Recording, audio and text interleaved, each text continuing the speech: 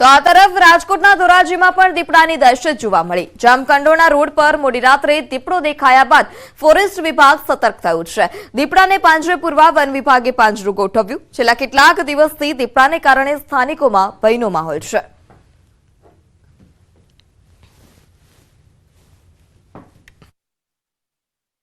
રાજકોટ જિલ્લાની વાત કરીએ, રાજકોટ જિલ્લાના ધોરાજી પંથકની વાત કરીએ, ધોરાજી પંથકમાં છેલ્લા 3 થી 4 દિવસથી ધોરાજીના અંદરમાં જે દીપડો દેખાઈ રહ્યો તેને લઈને લોકોમાં અને પશુપાલકોમાં ફફડાટ ફેલાઈ ગયો છે।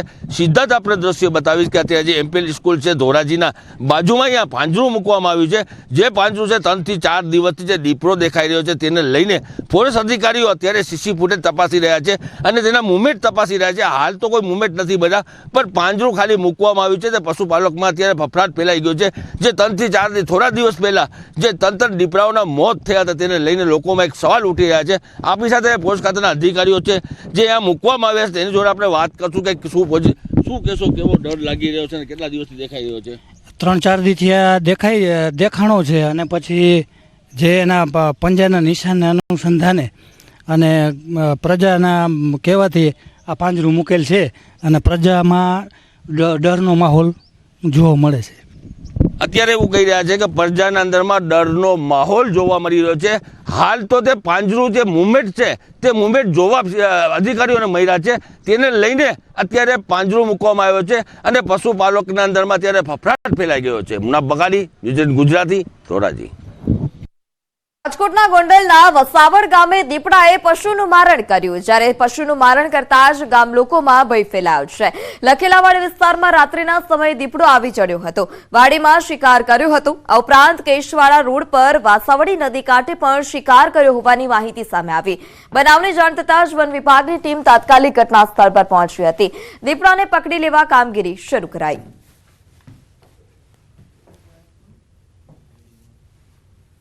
તો આ તરફ અમરેલીમાં દીપડો ઘરમાં ઘૂસી ગયો। ખાંભા ગીરના સમઢિયાળા ગામની ઘટના। રહેણાંક મકાનમાં દીપડો ઘૂસતા અફરાતફરી મચી હતી। ઘરમાં પુરાઈ જતા દીપડાના ધમપછાડા જોવા મળ્યા। આરએફઓ સહિત વન વિભાગની ટીમ ઘટના સ્થળ પર પહોંચી હતી। વન વિભાગે દીપડાને પકડી લેતા ગામ લોકોએ હાશકારો અનુભવ્યો। ગિરનાર પર્વત વિસ્તારમાં પ્લાસ્ટિક પર પ્રતિબંધ। પ્રદૂષણ મામલે થયેલી જાહેર હિતની અરજી પર હાઈકોર્ટમાં સુનાવણી।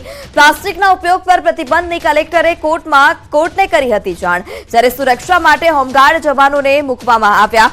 હવેથી માટીના કપ અથવા તો સ્ટીલના ગ્લાસમાં મળશે પાણી। દુકાનદાર પાણી માટે 1 થી 5 રૂપિયા વસૂલ કરી શકશે।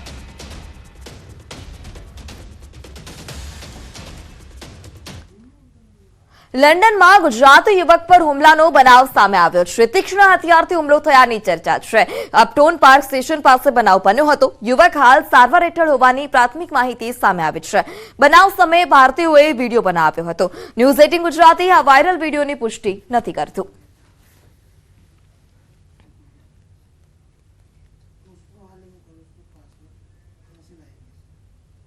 સુરતમાં તસ્કરોએ વૃદ્ધાને બંધક બનાવી લૂંટ કરી। કીમ ગામે ગણેશનગરમાં બેંકના રિટાયર્ડ વૃદ્ધાને બંધક બનાવ્યા હતા। ઘરના તાળા તોડી વૃદ્ધાને બંધક બનાવવામાં આવ્યા। વૃદ્ધાનું મોઢું દબાવી રોકડ અને દાગીનાની લૂંટને અંજામ આપ્યો હતો। ચોરી કર્યા બાદ તસ્કરો કાર લઈ ફરાર।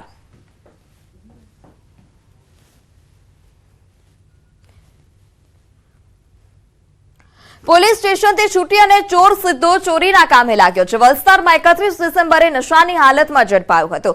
નશાના ગુનામાંથી જામીન પર છૂટ્યા બાદ દુકાનોમાં ચોરી કરી। પોલીસ સ્ટેશનમાંથી છૂટીને સીધો જ અભરામાના કેફેમાં ચોરી કરવા પહોંચ્યો હતો। કેફેમાં ચોરી કરતો શખ્સ સીસીટીવી કેમેરામાં કેદ થયો। એક ગુનામાંથી છૂટ્યા બાદ ચોરીના ગુનામાં ઝડપાયો છે। પોલીસે આરોપીની ધરપકડ કરી વધુ તપાસ હાથ ધરી।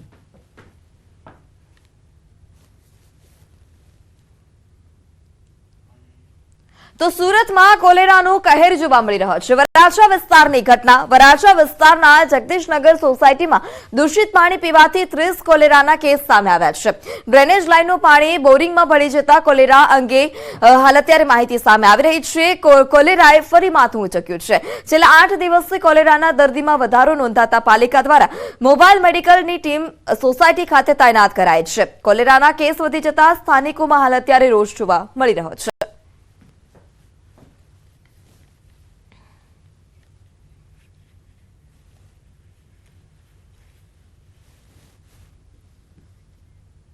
શિયાળાની ઠંડી વચ્ચે તસ્કરો સુરતમાં તરખાટ મચાવી રહ્યા છે. ઓલપાડના 2 અલગ અલગ સ્થળો પર તસ્કરોએ ચોરીને અંજામ આપ્યો.